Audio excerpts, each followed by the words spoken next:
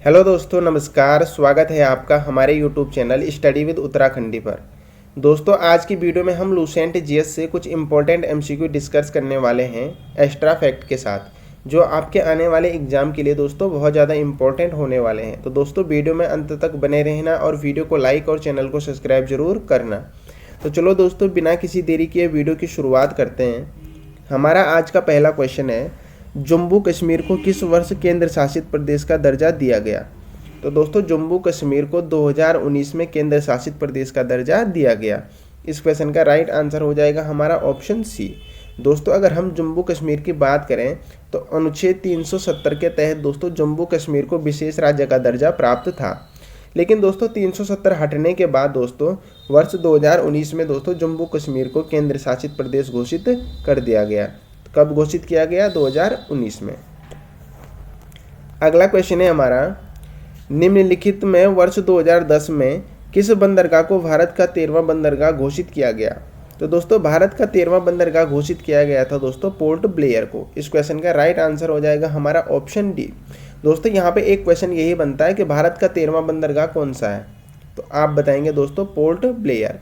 और 13वां बंदरगाह कब घोषित किया गया? तो 2010 में। दो क्वेश्चन तो आपके दोस्तों यही बन गए। और दोस्तों जो पोर्ट ब्लेयर बंदरगाह है दोस्तों, ये अंडमान निकोबार द्वीप समूह में स्थित है। एक क्वेश्चन ये बन गया दोस्तों। क्वेश्चन बन सकता है कि जो पोर्ट ब्लेयर बंदरगाह है वो किस द्वीप समूह में स्थित है? तो दोस्तों ये अंडमान निकोबार द्वीप समूह में स्थित है। ये भी आपको बिल्कुल याद रखना है। और दोस्तों वर्तमान में भारत में दोस्तों 13 बड़े बंदरगाह और 200 छोटे बंदरगाह हैं। ये भी आपको बिल्कुल याद रखना है। तो दोस्तों पोर्ट ब्लेयर जो बंदरगाह है ये भारत का 13वां बंदरगाह है और इसकी स्थापना कब हुई थी? 2010 में हुई थी। और दोस्तों ये किस द्वीप में स्थित है? तो ये दोस्तों अंडमान निकोबार द्वीप समूह में स्थित है। तो ये सारे फैक्ट दोस्तों आपको बिल्कुल याद रखने हैं। दोस्तों अगर अब की बार आपको सिलेक्शन चाहिए तो ये सारे फैक्ट आपको बिल्कुल याद रखने होंगे। अगला क्वेश्चन है हमारा, मालवा का पठार निम्न में से किस राज्य में विस्तृत नहीं है? तो दोस्तों जो मालवा का पठार है वो महाराष्ट्र राज्य में विस्तृत नहीं है। इस क्वेश्चन का राइट आंसर हो जाएगा हमारा ऑप्शन बी। दोस्तों अगर हम मालवा के पठार की बात करें तो मालवा का पठार का जो विस्तार है दोस्तों वो 3 राज्यों में है। क्वेश्चन बन सकता है दोस्तों कि मालवा के पठार का विस्तार कितने राज्यों में है, तो आप बताएंगे 3 राज्यों में। और वो 3 राज्य हैं दोस्तों गुजरात, मध्य प्रदेश और राजस्थान। इन तीनों राज्यों में दोस्तों मालवा का जो पठार है उसका विस्तार है और महाराष्ट्र में नहीं है। महाराष्ट्र ही नहीं दोस्तों, अदर स्टेट जितनी भी है और किसी में मालवा का पठार का विस्तार नहीं है। सिर्फ इन 3 राज्यों में मालवा का पठार का विस्तार है। वो 3 राज्य मैंने आपको बता दिए हैं, गुजरात, मध्य प्रदेश और राजस्थान। अगला क्वेश्चन है हमारा, मतभंगा नदी किन देशों के मध्य सीमा बनाती है? तो दोस्तों जो मतभंगा नदी है दोस्तों वो भारत और बांग्लादेश के मध्य सीमा बनाती है। इस क्वेश्चन का राइट आंसर हो जाएगा हमारा ऑप्शन बी। और दोस्तों भारत और बांग्लादेश से एक क्वेश्चन और बनता है कि भारत और बांग्लादेश के मध्य अंतर्राष्ट्रीय सीमा का निर्धारण कौन सी रेखा करती है? तो दोस्तों भारत और बांग्लादेश के मध्य जो अंतर्राष्ट्रीय सीमा का निर्धारण करती है दोस्तों वो रेड क्लिप रेखा करती है। ये भी आपको बिल्कुल याद रखना है। और मतभंगा नदी किन देशों के मध्य सीमा बनाती है? तो आप बताएंगे भारत और बांग्लादेश के मध्य। अगला क्वेश्चन है हमारा, सिंधु नदी की कौन सी सहायक नदी का उद्गम मानसरोवर झील से होता है? तो दोस्तों सिंधु नदी की जो सहायक नदी है दोस्तों सतलज, इसका उद्गम मानसरोवर झील से होता है। इस क्वेश्चन का राइट आंसर हो जाएगा हमारा ऑप्शन सी। दोस्तों यहाँ पे हमारा एक क्वेश्चन यही बनता है कि सिंधु नदी की सहायक नदी कौन सी है? तो आप बताएंगे सतलज नदी। और सतलज नदी का उद्गम कहाँ से होता है? तो आप बताएंगे मानसरोवर झील से।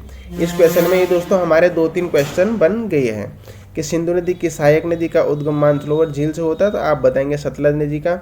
और दोस्तों जो सतलज नदी है दोस्तों ये सिंधु नदी की सहायक नदी है। ये भी आपको बिल्कुल याद रखना है। और दोस्तों अगर हम ब्यास और रावी नदी की बात करें दोस्तों, तो ब्यास और रावी नदी का जो उद्गम स्थल है दोस्तों वो हिमाचल प्रदेश के रोहतांग दर्रे से होता है। ये भी आपको बिल्कुल याद रखना है। ब्यास और रावी नदी का उद्गम स्थल है दोस्तों जो वो हिमाचल प्रदेश के रोहतांग दर्रे से निकलती है। और दोस्तों अगर हम झेलम नदी की बात करें दोस्तों, तो झेलम नदी का उद्गम दोस्तों कश्मीर के शेषनाग झील से होता है। ये भी आपको बिल्कुल याद रखना है। अगर झेलम नदी का उद्गम पूछा जाए तो कश्मीर के शेषनाग झील से। और ब्यास और रावी नदी का उद्गम पूछा जाए तो जम्मू कश्मीर के रोहतांग दर्रे से। और सिंधु नदी की कौन सी सहायक नदी का उद्गम मानसरोवर झील से होता है, तो आप बताएंगे सतलज नदी का। तो दोस्तों ये सारे फैक्ट आपको बिल्कुल याद रखने हैं। अगला क्वेश्चन है हमारा, भारत के स्थलाकृत मानचित्र किस संगठन के द्वारा बनाए जाते हैं। तो दोस्तों भारत के जो स्थलाकृत मानचित्र बनाए जाते हैं दोस्तों, वो भारतीय सर्वेक्षण विभाग के द्वारा बनाए जाते हैं। इस क्वेश्चन का राइट आंसर हो जाएगा हमारा ऑप्शन बी।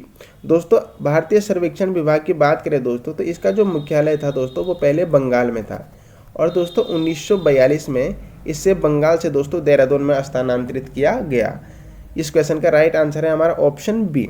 और दोस्तों जो भारतीय सर्वेक्षण विभाग है दोस्तों, इसका मुख्यालय वर्तमान में देहरादून में और 1942 में स्थानांतरित किया गया था। अगला क्वेश्चन है हमारा, संकोश नदी और ब्रह्मपुत्र नदी का संगम कहाँ पर होता है। तो दोस्तों संकोश नदी और ब्रह्मपुत्र नदी का संगम होता है असम में। इस क्वेश्चन का राइट आंसर हो जाएगा हमारा ऑप्शन ए। दोस्तों अगर हम संकोश नदी का उद्गम की बात करें दोस्तों, तो संकोश नदी का उद्गम होता है दोस्तों भूटान से। ये भी आपको बिल्कुल याद रखना है। क्वेश्चन बन सकता है कि संकोश नदी का उद्गम स्थल कहाँ से होता है, तो दोस्तों संकोश नदी का उद्गम होता है दोस्तों भूटान से। और दोस्तों जो संकोश नदी है दोस्तों, ये अरुणाचल प्रदेश और असम के मध्य में क्या करती है दोस्तों, सीमा बनाती है। ये भी आपको बिल्कुल याद रखना है। अरुणाचल प्रदेश और असम के मध्य सीमा कौन सी नदी बनाती है, तो आप बताएंगे संकोश नदी। और संकोश नदी और ब्रह्मपुत्र नदी का संगम कहाँ पर होता है, तो आप बताएंगे असम से। और संकोश नदी कहाँ का उद्गम स्थल कहाँ से है, तो दोस्तों आप बताएंगे भूटान से। तो ये सारे फैक्ट दोस्तों आपको बिल्कुल याद रखने हैं। अगला क्वेश्चन है हमारा, संघ लोक सेवा आयोग के अध्यक्ष तथा सदस्यों की नियुक्ति किसके द्वारा की जाती है। तो दोस्तों जो संघ लोक सेवा आयोग के अध्यक्ष हैं और इसके सदस्यों की नियुक्ति की जाती है दोस्तों राष्ट्रपति के द्वारा। इस क्वेश्चन का राइट आंसर हो जाएगा हमारा ऑप्शन बी। दोस्तों अगर हम संघ लोक सेवा आयोग की बात करें दोस्तों, तो इसकी स्थापना हुई थी दोस्तों 1926 में। ये भी आपको बिल्कुल याद रखना है। और दोस्तों क्वेश्चन बन सकता है कि संघ लोक सेवा आयोग की जो स्थापना हुई थी दोस्तों, वो किस अधिनियम के तहत हुई थी। तो दोस्तों संघ लोक सेवा आयोग की जो स्थापना हुई थी दोस्तों, वो भारत शासन अधिनियम 1919 के तहत हुई थी। ये भी आपको बिल्कुल याद रखना। अगर अधिनियम पूछा जाए कि संघ लोक सेवा आयोग की जो स्थापना हुई थी वो किस अधिनियम के तहत हुई थी, तो वो 1919 के अधिनियम के तहत हुई थी। और स्थापना कब हुई थी, 1926 में। ये आपको बिल्कुल याद रखना है। अगला क्वेश्चन है हमारा, राष्ट्रीय ग्रामीण विकास संस्थान कहाँ स्थित है। तो दोस्तों राष्ट्रीय ग्रामीण विकास संस्थान दोस्तों हैदराबाद में स्थित है। इस क्वेश्चन का राइट आंसर हो जाएगा हमारा ऑप्शन सी।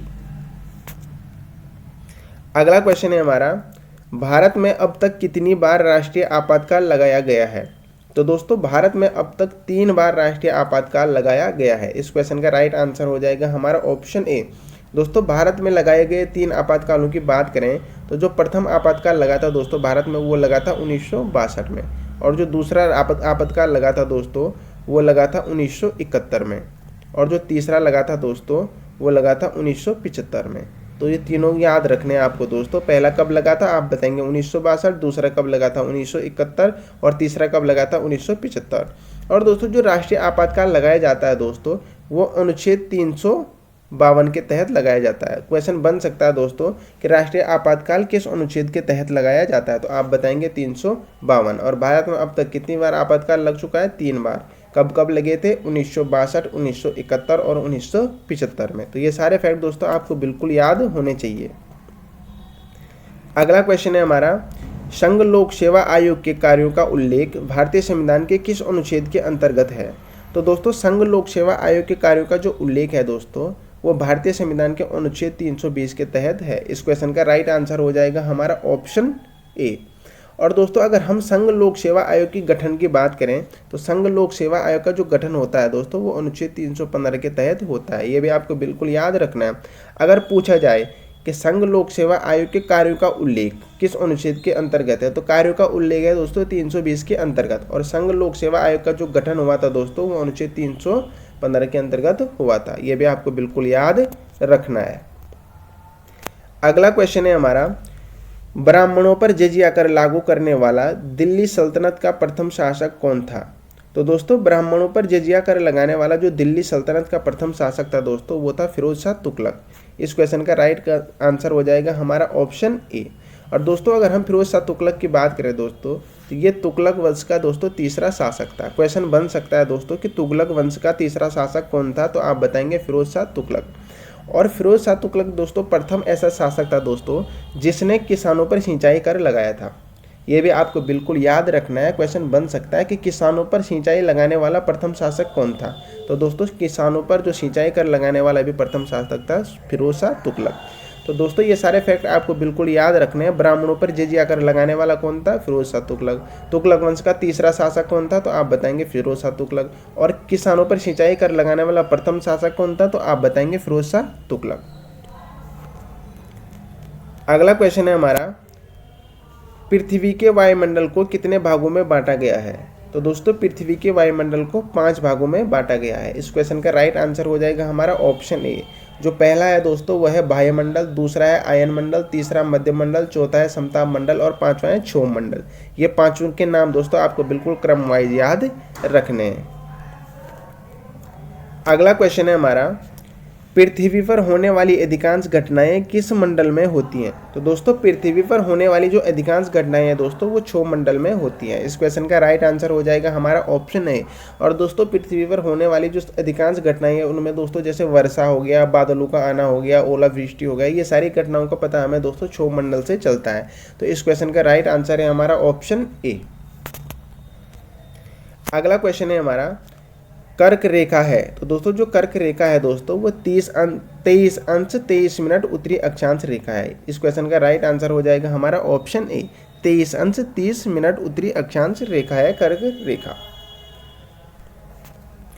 अगला क्वेश्चन है हमारा, भारत में हिमालय की सबसे ऊंची चोटी कौन सी है।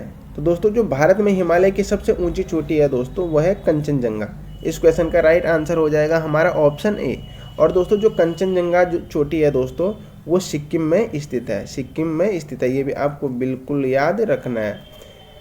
भारत की सबसे ऊंची चोटी पूछी तो आप बताएंगे कंचनजंगा। और कहाँ स्थित है, सिक्किम में। और दोस्तों इसकी ऊंचाई की बात करें दोस्तों हम, तो इसकी ऊंचाई है 8,586 मीटर। ये भी आपको बिल्कुल याद रखना है। भारत की सबसे ऊंची चोटी कौन सी है, आप बताएंगे कंचनजंगा। किस राज्य में स्थित है, सिक्किम में। और इसकी ऊंचाई कितनी है, 8,586 मीटर। ये सारे फैक्ट दोस्तों आपको बिल्कुल याद रखने हैं।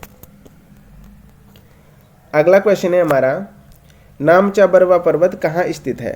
तो दोस्तों जो नामचा बरमा पर्वत है दोस्तों वो अरुणाचल प्रदेश और तिब्बत की सीमा पर स्थित है। इस क्वेश्चन का राइट आंसर हो जाएगा हमारा ऑप्शन ए।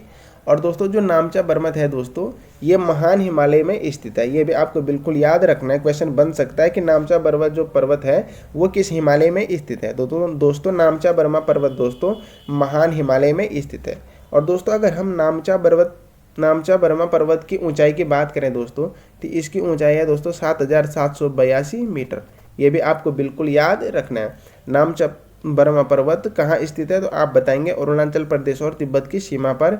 और नामचा बरमा किस हिमालय पर स्थित है, तो आप बताएंगे महान हिमालय पे। और इसकी ऊंचाई कितनी है, तो 7,782 मीटर। अगला क्वेश्चन है हमारा, भारत का सबसे ऊंचा पर्वत कौन सा है। तो दोस्तों जो भारत का सबसे ऊंचा पर्वत है दोस्तों वो है K2। इस क्वेश्चन का राइट आंसर हो जाएगा हमारा ऑप्शन बी। और दोस्तों अगर हम K2 पर्वत की ऊंचाई की बात करें तो इसकी ऊंचाई है दोस्तों 8,611 मीटर। ये भी आपको बिल्कुल याद रखना है। अगला क्वेश्चन है हमारा, जास्कर एवं लद्दाख श्रेणियां हिमालय की किस श्रेणी में स्थित हैं। तो दोस्तों जो जास्कर और लद्दाख श्रेणियां दोस्तों वो हिमालय की ट्रांस हिमालय श्रेणी में स्थित है। इस क्वेश्चन का राइट आंसर हो जाएगा हमारा ऑप्शन ए। और दोस्तों जास्कर और लद्दाख श्रेणी के मध्य दोस्तों सिंधु नदी प्रवाहित होती है। ये भी आपको बिल्कुल याद रखना है। क्वेश्चन बन सकता है दोस्तों कि सिंधु नदी किन श्रेणियों के मध्य में प्रवाहित होती है। तो दोस्तों सिंधु नदी है दोस्तों जास्कर और लद्दाख श्रेणियों के मध्य में प्रवाहित होती है। ये भी आपको बिल्कुल याद रखना है। अगला क्वेश्चन और आज का अंतिम क्वेश्चन है हमारा, अरुणाचल प्रदेश में स्थित मिसमी, अबोर, मिरी और डफला पहाड़ियाँ किस हिमालय में स्थित हैं। तो दोस्तों अरुणाचल प्रदेश में अमोर, मिरी और डफला पहाड़ियाँ जो हैं दोस्तों वो शिवालिक की श्रेणी में स्थित हैं। इस क्वेश्चन का राइट आंसर हो जाएगा हमारा ऑप्शन ए। और दोस्तों यहाँ पे आपको बिल्कुल याद रखना है अमोर, मिरी, डफला और मिसमी, ये सारी जो पहाड़ियाँ दोस्तों ये अरुणाचल प्रदेश में स्थित हैं। ये भी आपको बिल्कुल याद रखना है। और किस हिमालय में स्थित हैं, तो ये शिवालिक हिमालय में स्थित हैं। तो दोस्तों ये थे आज के हमारे इंपॉर्टेंट MCQ। आशा करता हूँ दोस्तों आपको वीडियो अच्छी लगी होगी और 20 में से आपके कितने नंबर आए आप मुझे कमेंट बॉक्स में ज़रूर बताना। Thank you.